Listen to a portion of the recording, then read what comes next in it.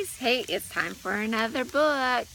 Stories with Grandma time. Hey, I found a really funny book. I think it's going to be a lot of fun to read.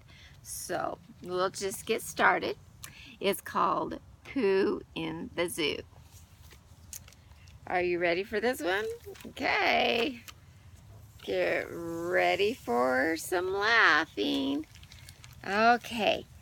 Young Bob McGrew was a keeper at the zoo. Taking care of animals was what he loved to do. But it wasn't always fun because Bob was the one who had to push a cart around and scoop up all the poo. There was Tiger Pooh, Lion Pooh, Prickly Porcupine Pooh, Plummeting Giraffe Pooh that landed with a splat, gobs of new poo, bouncy kangaroo poo, and a dotted line of droppings from a fat wombat. Flying bits of bat poo, goodness, whose is that poo? A smelly pile of panda poo sitting on the sand. And Monkey threw it just as fast as he could do it, so no one had a clue where his poo might land. I keep hitting my nose with the book. Okay, back to the story. Bob felt dizzy. He was much too busy with big jobs and little jobs all around the zoo.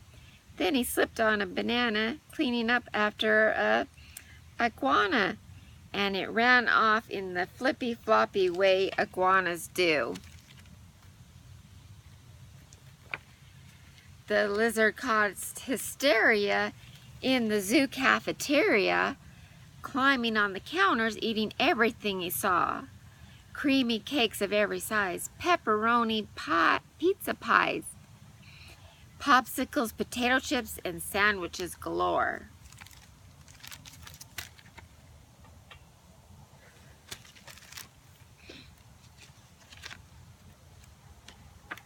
Iguana's bulging belly started wobbling like jelly. Oh, he groaned, I don't think I could eat another bite. Then his greedy little eyes saw some sparkly fireflies, so he gobbled them up too, because he wanted something light. Iguana said, uh-oh, as his bum began to glow. He pulled a funny face and plopped a poop upon the floor. But Iguana's jaw soon dropped when he saw what he had plopped. And he ran back to his cage where Bob was waiting by the door. See what he dropped? Oh. Bob turned around and saw something glowing on the floor. A pile that glowed so brightly, it was lighting up his face. I've never ever seen poo so glowing or so green. He whispered to himself, it must have come from outer space. Oh my goodness.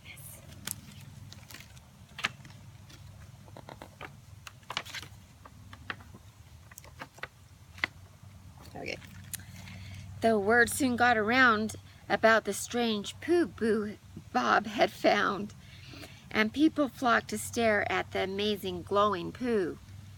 Then a man in a crowd and a sparkly blue top hat said, "Hello there, Mr. Zookeeper. My name is Hector Glue."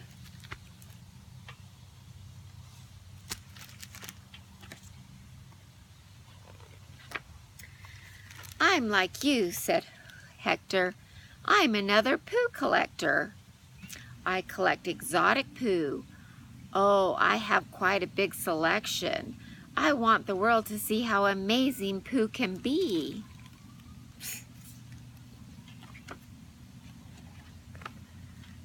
"I have a pile of Yeti poo and some that's like spaghetti poo.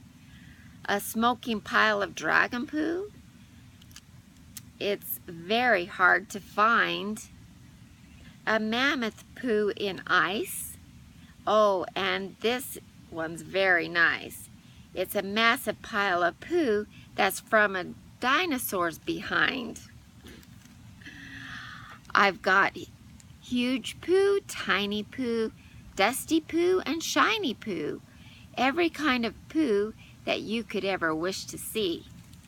Well, I've got some doo-doo, but not glowing poo like you do. Oh, I simply have to have it. Will you sell your poo to me?